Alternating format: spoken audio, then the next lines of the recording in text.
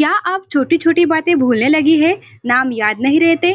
चीज़ें रखकर भूल जाते हैं? फोकस कम हो रहा है? कभी-कभी मेमोरी इश्यू नॉर्मल हो सकते हैं, लेकिन बार-बार ऐसा होना कुछ कारणों से जुड़ा हुआ हो सकता है। आज हम जानेंगे मेमोरी वीक होने के कॉमन रीजंस और प्रिवेंशन टिप्स। नमस्कार, आप देख रहे हैं हेल्थ स्टार बाय अश्विनी, जहां आपको मिलती है आसान और भरोसेमंद हेल्थ जानकारी।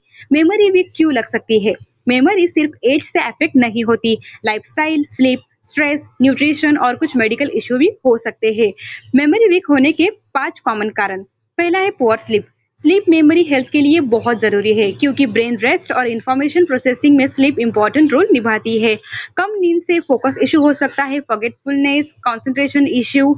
और कॉमन हैबिट्स है कि लेट नाइट जागना, इरेगुलर स्लीप। दूसरा, स्ट्रेस और एंजाइटी। हाई स्ट्रेस माइंड को ओवरलोड कर सकता है। इसकी वजह से फोकस कम हो सकता है, डिस्ट्रैक्शन ज्यादा, मेमोरी इश्यू फील हो सकते हैं। फॉर एग्जांपल, स्ट्रेस में सिंपल चीजें भी याद रखना मुश्किल लग सकता है।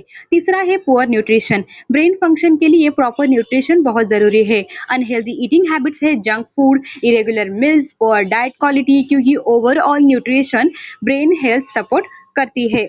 अब नेक्स्ट है vitamin deficiencies.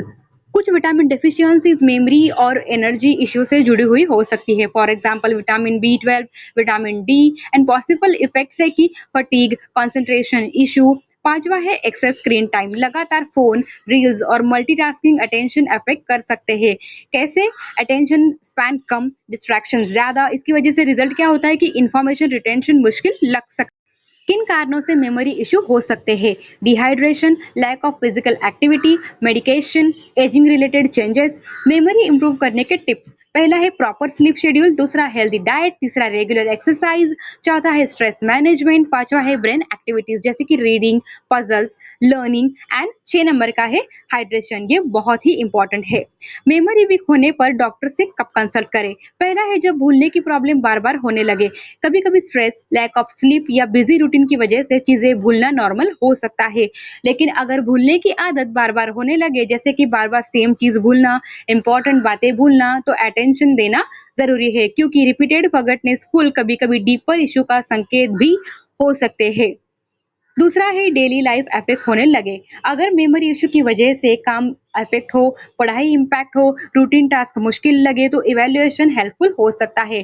For example, appointments भूलना, इंपॉर्टेंट चीजें मिस करना। तीसरा है कंफ्यूजन बढ़ने लगे। अगर फैमिलियर चीजों में कंफ्यूजन हो, इंस्ट्रक्शन फॉलो करना मुश्किल लगे, तो इसे इग्नोर नहीं करना चाहिए, क्योंकि ये सिर्फ नॉर्मल डिस्ट्रैक्शन नहीं भी हो सकता। नेक्स्ट है फोकस बहुत कम हो जाए। अगर कंसंट्रेशन बहुत खराब हो, पढ़ते समय याद ना रहे, अटेंशन जल्दी ब्रेक हो, तो कारण समझना बहुत जरूरी है।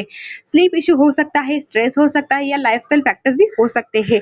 नेक्स्ट है सडन मेमोरी चेंज। अगर मेमोरी अचानक नोटिसेबल खराब लगे, तो मेडिकल एडवाइस लेना बेहतर है, क्योंकि सडन चेंजेस को इग्नोर नहीं करना चाहिए। नेक्स्ट है हेडेक या दूसरे सिम्टम्स के साथ। अगर मेमोरी इशू के साथ फ्रीक्वेंट हेडेक लगे, अनयूजुअल फटीग लगे, बिहेवियर चेंजेस हो, तो डॉक्टर कंसल्ट बहुत जरूरी है। नेक्स्ट है फैमिली को भी नोटिसेबल लगे। अगर सिर्फ आपको नहीं, फैमिली मेंबर्स को भी नोटिस करे कि फॉरगेटनेस फुल बढ़ रही है, तो चेकअप जरूरी है। हर भूलना सीरियस प्रॉब्लम नहीं होता, लेकिन लाइफस्टाइल फैक्टर को समझना और ब्रेन हेल्थ का ध्यान रखना जरूरी है। वीडियो यूजफुल लगी हो तो लाइक करें और ऐसे ही हेल्थ जानकारी के लिए सब्सक्राइब करना ना भूलें।